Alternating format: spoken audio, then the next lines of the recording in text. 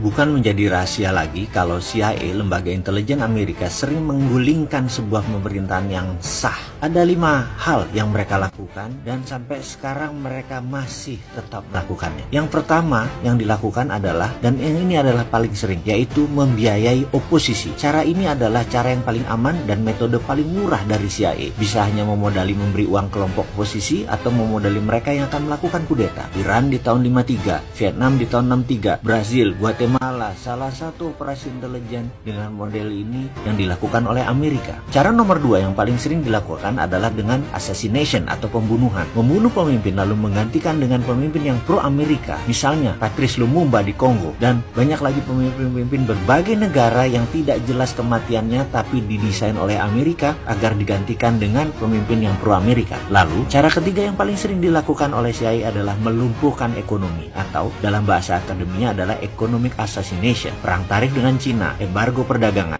dengan cepat akan merubuhkan sebuah negara seperti Kuba sampai sekarang di embargo. Kemudian Chile di tahun 70-an ketika Allende yang melakukan nasionalisasi atas aset-aset Amerika membuat Presiden Nixon memerintahkan CIA dengan kalimat "Make Chileans Scream" atau membuat bangsa Chile menjerit. Yang terakhir, Pinochet mengkudeta Allende. 2 hal itu dilakukan di sana. Tekanan secara ekonomi lalu mendukung kudeta oposisi. Lalu saat ini misalnya serangan mata uang lira di Turki yang menjatuhkan 40% nilai Turki dalam setahun terakhir dan membuat banyak investasi keluar dari Turki. Kemudian juga Venezuela diserang dengan economic hitman sehingga inflasinya lebih dari 1000%. Indonesia di tahun 1997 adalah bagian dari economic assassination untuk merubuhkan rezim Soeharto. Kemudian saat ini yang paling sering dipakai adalah nomor 4, yaitu pengambil alihan kendali atas media. CIA akan membeli koran, membeli TV, membeli radio untuk merubah opini publik dan melakukan kampanye anti penguasa yang anti Amerika. Di Italia, CIA pernah membeli koran Rome Daily American agar Italia tidak jatuh ke tangan komunis. Namun sekarang petinggi CIA pernah berkata lebih gampang membeli wartawan dan redakturnya daripada membeli koran atau media. Karena itu, banyak sekali sekarang foreign jurnalis yang dibayar oleh CIA, dan di media warfare ini kuncinya adalah kendali informasi, di mana sekarang meluas ke internet